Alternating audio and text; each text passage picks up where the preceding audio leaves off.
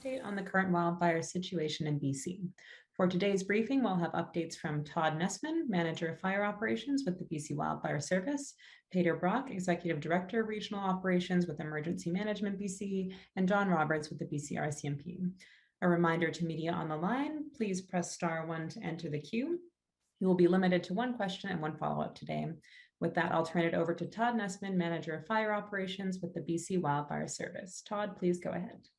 Good afternoon. I'm calling from the traditional territory of the Tecumseh-Secwepemc. Happy to be here giving the update for BC Wildfire Service this afternoon. BC Wildfire has remained busy with 246 active wildfires. To date, we've had 1,545 fires. The past week, we've seen a decrease in activity with averaging between 4 to 6 fires a day, which has been beneficial to us. We've had 863,000 hectares burned to date.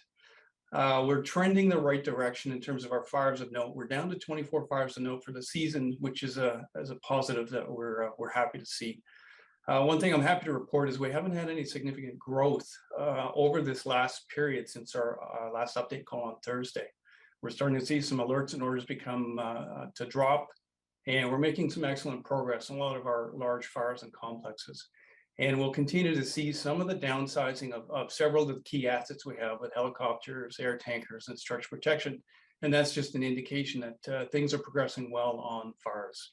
So in terms of the outlook, we're feeling reasonably confident moving into the end of August. We're starting to see some of the effects of fall come in to help us. And really what we've seen is more fall-like patterns than traditionally, say, August-like weather patterns, which has been very helpful for us in our operations. So we've had cooler overnight. We've had shorter burning windows, increased RHs and lower temps. This has really helped us out. Moving ahead, Tuesday, Wednesday, we're going to see a slight blip and have a little bit of a drying pattern where temperatures will increase slightly. We'll be back to almost seasonal temperatures in 24 to 27 in the south, which is still be helpful for us. We're making, as I say, we're making good progress. And then beyond that, we're going to be into a pattern where we're going to see troughs and ridge and trough that really will produce sort of an unstable weather environment, which will be helpful for us and will be beneficial to our folks. So in terms of the next 7 to 10 days, we don't really see any significant heating coming into effect, which again is beneficial, and that will result in lower fire behavior. That being said, we still have a couple pockets around the province where haven't received significant precip. Caribou, as well as South Okanagan, are both areas that continue to be dry and areas that we really want to keep a close eye on. Areas such as the White Rock Lake fire hasn't taken as much precip as we'd hope. We're monitoring that closely, and the incident management team on site has a good plan in effect. In terms of our resourcing, as I say, we've had a slight downsizing of assets, and that's just due to making good progress on fires. We still have a significant need for fire crew resources, and we'll be utilizing, and we are actively seeking fire crews. At this point, we have in the neighborhood of about 3,400 to 3,500 personnel out on fires, which includes approximately 1,150 contractors and about 500 out-of-province personnel. As I say, with some of the assets that we've released, we've seen our air fleet move from, say, a week ago, we were up in the 170s. We're down to near 100 now, which is a good indicator of how things are going. As well as air tankers, we managed to, we've downsized the fleet somewhat, and we're in the 30 range. In terms of the national picture, we still have a good partnership that is resulting in resources coming into British Columbia. We will have some overhead resources arriving in the days ahead. We've got some crew personnel coming from Parks Canada, as well as an incident management team. So although agencies are still busy, they're at the point where they're looking to see how they can assist British Columbia, which is helpful. And then other areas that we want to pay attention to moving forward here, keeping our workers and work sites safe. That's a key consideration for us as we move into the fall here. As most folks are aware here, COVID numbers continue to rise in the province, and that's something that we're paying particular attention to. We've increased our measures around camps, and with our staff and personnel, we've instituted some rapid antigen testing that we are using at the site level to help us get ahead and stay on top of things. And we're adhering to some of the safety protocols that we've had in effect, and will continue to follow. So we're monitoring the situation closely. So I think I'll close the update. Thanks. Thank you, Todd. Next up, we have Peter Brock with Emergency Management BC. Peter, please go ahead. Good afternoon. I'm going to provide a provincial overview on the latest number of evacuation orders and alerts in BC and some other key messaging. So currently in British Columbia, due to the wildfire situation, we have 25 states of local emergency, 9 band council resolutions, 54 evacuation orders that represent approximately 3,782 properties on order. We have 111 evacuation alerts that represent approximately 12,825 properties on alert. For emergency support services intended to support evacuees, there are 16 reception centers located throughout BC.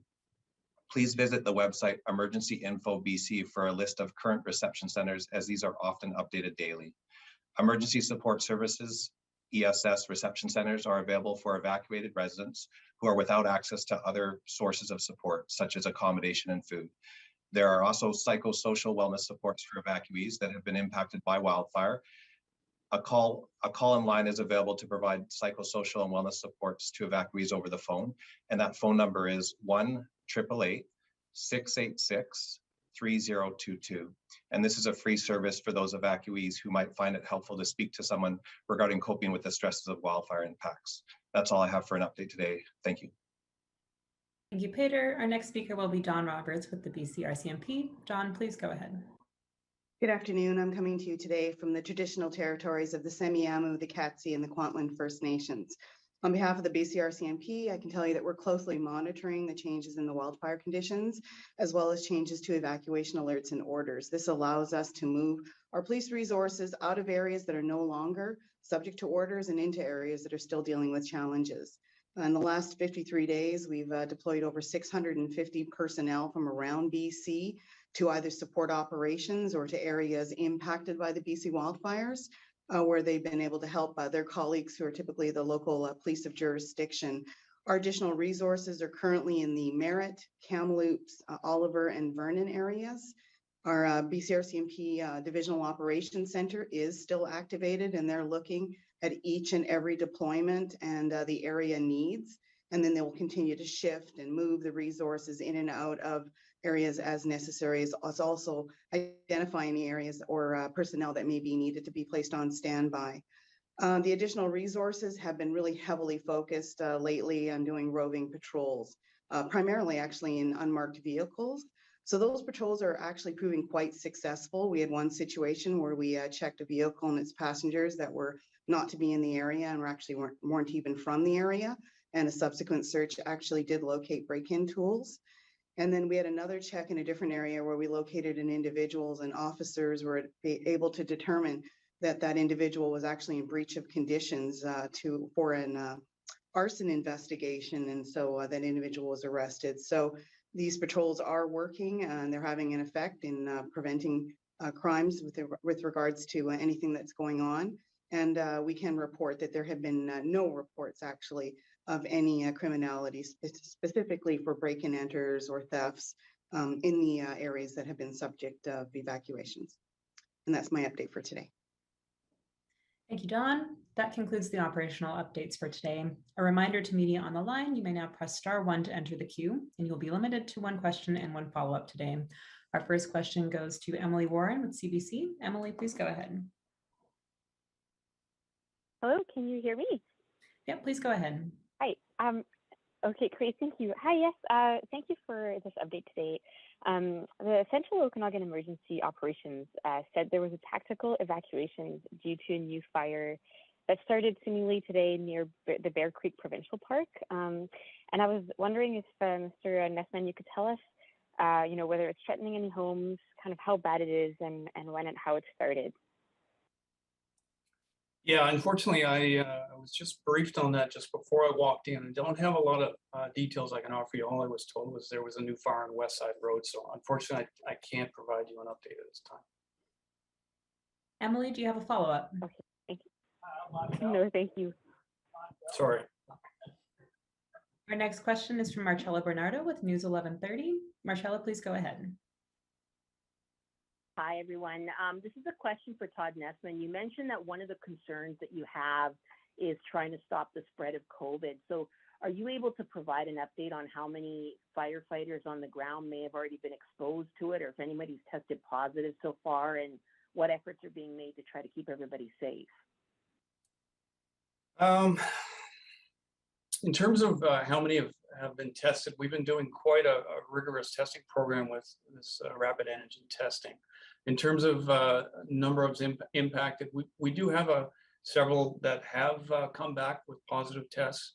So we are working with Interior Health and taking all the necessary steps and precautions around that. In terms of mitigation, we continue to follow the guidance that we've received from not only the Public Health Office, but also our provincial government and the CDC, just around any steps we can take to mitigate and manage the situation.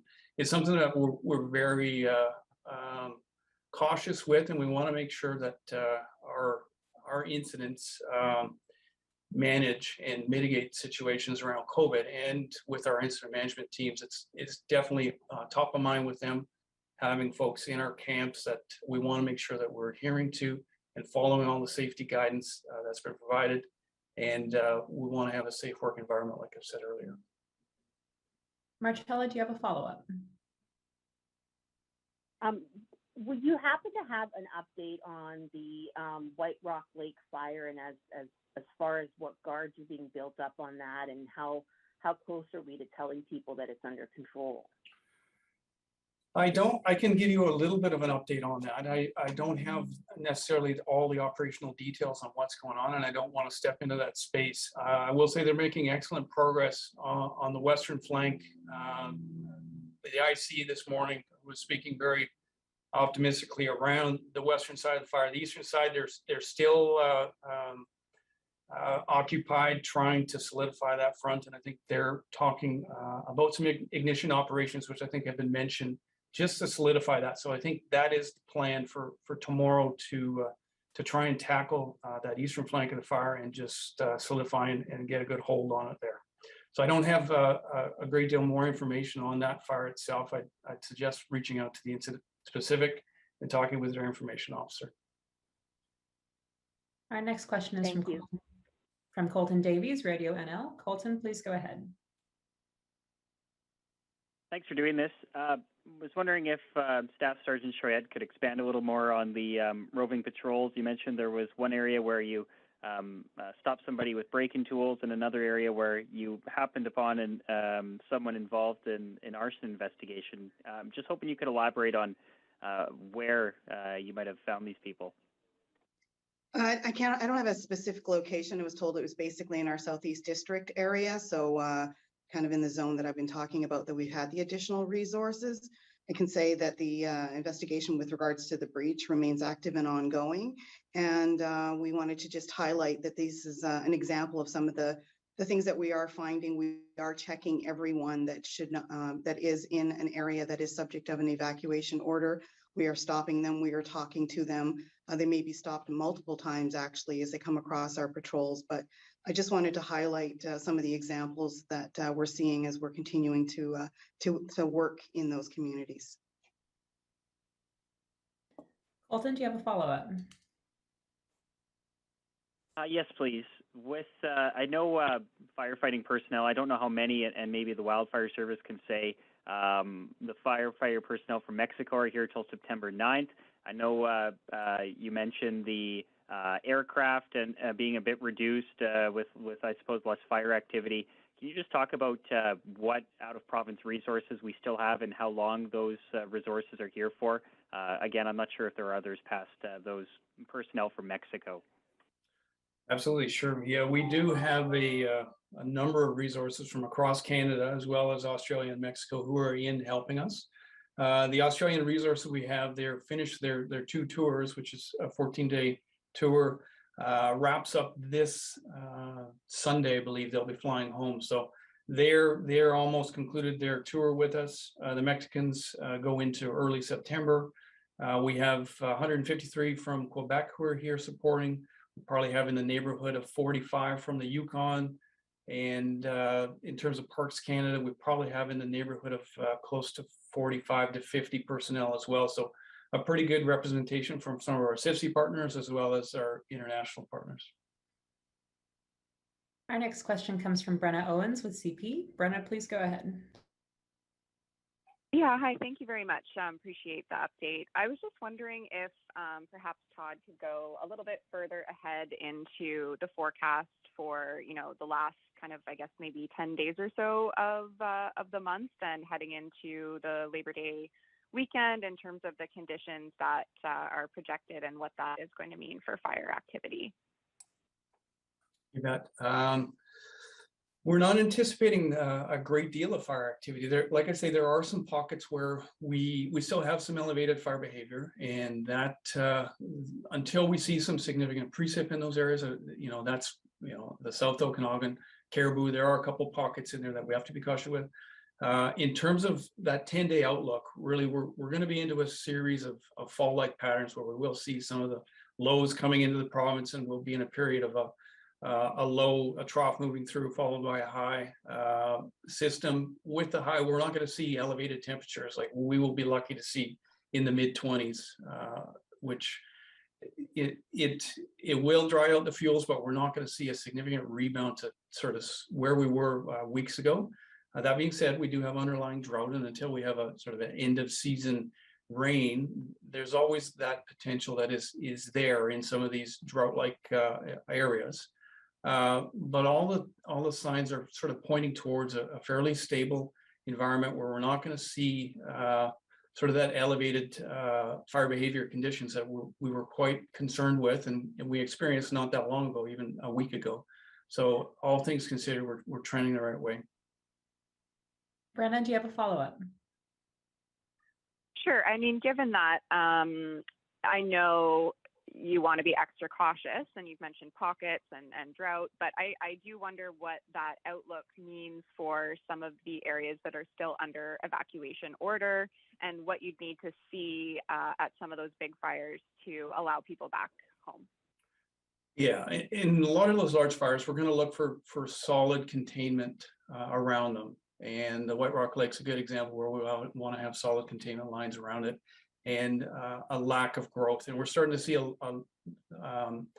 not a great deal of growth on some of our other fires, and we have good containment lines around them. That's when we'll start to see some of the orders and alerts come off, and that's coming from the local governments where they're making that decision based off our recommendations. Some of the larger ones, we're going to have a presence on them for a number of weeks to come. It's not to say that we're done by any means here. And as you're probably well aware, some of these fires have been going on since July 1st, and likely will be we will be maintaining a presence for weeks to come. So we're not out of it yet, but again, we're looking for those solid containment lines where the personnel on the fires have a good amount of confidence that they can make that recommendation to local government to rescind some of these alerts and orders. That concludes today's information update. Our next scheduled update is set for Thursday afternoon at 2 p.m. Thanks everyone for joining.